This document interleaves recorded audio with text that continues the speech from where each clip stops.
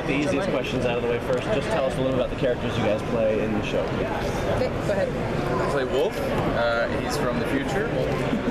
He's the most badass warrior in the history of the planet. He's a demolitions expert, and he has a lot to learn about himself. And I'm Tiger. I'm his commander, the leader of the resistance in the year 2162. 2162. Yeah. And my character is 100% on target, on mission, and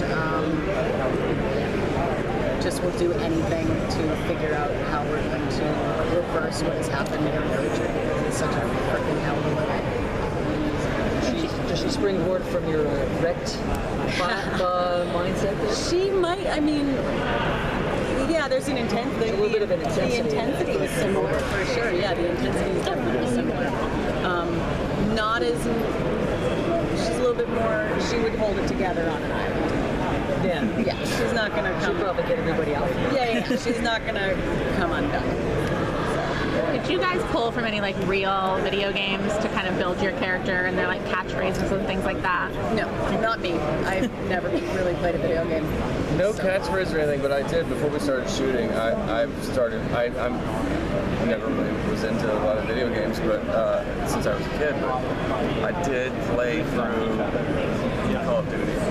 Just because it has a similar look, and I just wanted to watch how they move, you know. And so, yeah, I did sort of references just to have sort of in my body a little bit. Because why not? And I got to play a video game, which was fun. But that's it. Yeah, there's no catchphrases or anything. You guys mentioned on the panel, obviously you have stunt doubles. Yeah. But how much of the fighting do you actually get to do? We learn the whole thing. So every single thing the stunt double does, aside from there's a few in later episodes where genuinely wasn't safe for us to do it because they're trained in that and we're not. And it's their job to do that. we have to show up and look pretty the next day. So. But we learn everything.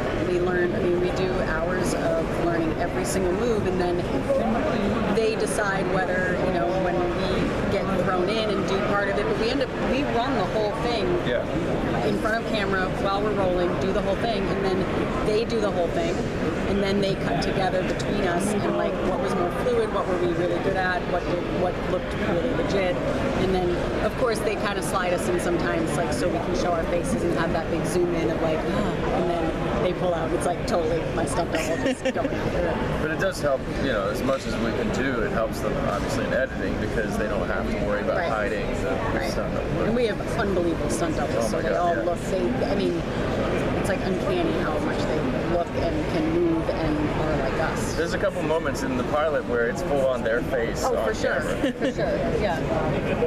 What did you guys think about this herpes causes the end of the world premise? When I first heard it, I was like, well, that's funny.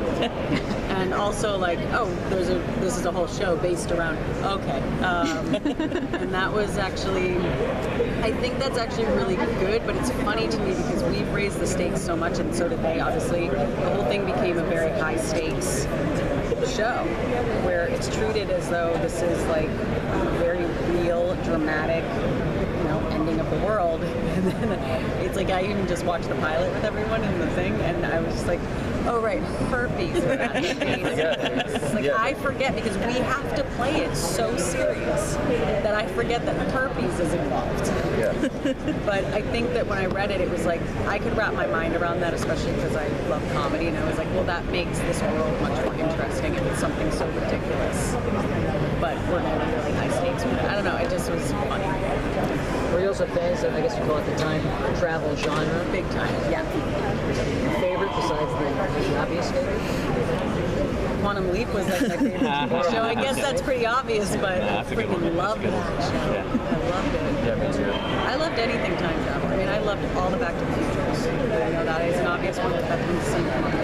That's a movie that if it's on, I stop. That and Jaws. Jaws and I've never seen Jaws. I watch it wherever it is in the movie. I watch it. I've never seen Jaws. What? Because I hate the ocean already. There's Tiger's That's my big episode. thing, but I love. You gotta watch Jaws. All right. kind of have to see it. All right, I'll see you in Los Angeles. Just the first one, not Yeah. Okay, that's it. Okay. That's the all other one's there. incest. It's like maybe see Tiger fighting on the water and I'm going to get some chops. Yeah, that's actually kind of amazing. So when you get the script for, this time travel adventure about video games and herpes, was the humor evident in the script from the beginning? How much of it did you bring Yeah, to it the was staff? actually more. So I think it was the script evolved from the moment I think we both read it. Well, not you, because you got it. He got it right before. Yeah, I came onto this like 2 days before we started shooting. Yeah. So that's funny, because I knew it was a comedy, but I was approaching it, I didn't know what really the tone was or anything. So I approached it You more. didn't even know, because when I read the script, your character didn't talk. You just grunted, really? and I did all the talking, and I had a leash for you. I'm not kidding. Oh, because I was part wolf. So you were like I just learned that today. Yeah, I had forgotten that. Yeah. But it was like it was actually different. It actually, I think, was more in the jokey way. Yeah. Still, but I mean, I don't know. I just loved it because I was like, oh, she's named Tiger and she fucking kicks people's asses. That's what I want to do. And that's how it was sold to me, is like Evan called, was like, so he's the most badass warrior in the history Right. of time, and I was like, yes. Yeah, exactly. Of course. I mean, you hear that and you're like, Yeah. yeah. Yeah. That's it. Was it challenging to be in a show that has so many different cross genres, or did that make it more exciting? It was exciting. I mean, it was tough, I think, on like a technical continuity standpoint. We were all just kind of like, wait, who was like, oh, you mean like, I guess you know, I see what you're saying now. I misread the question in my brain. But yeah, I think though, no matter what, playing the stakes so high, I think you can do that in any genre, in anything as an actor, and it's just going to be better.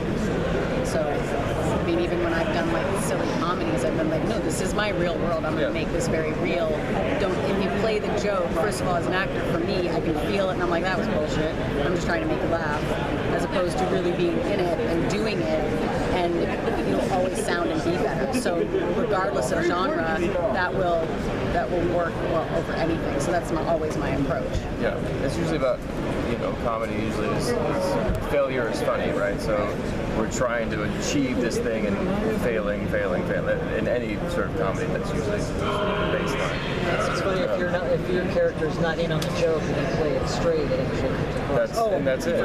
That's what I mean, there's a level of absurdity to the show, and if you're doing an absurd play or something, like you should play it.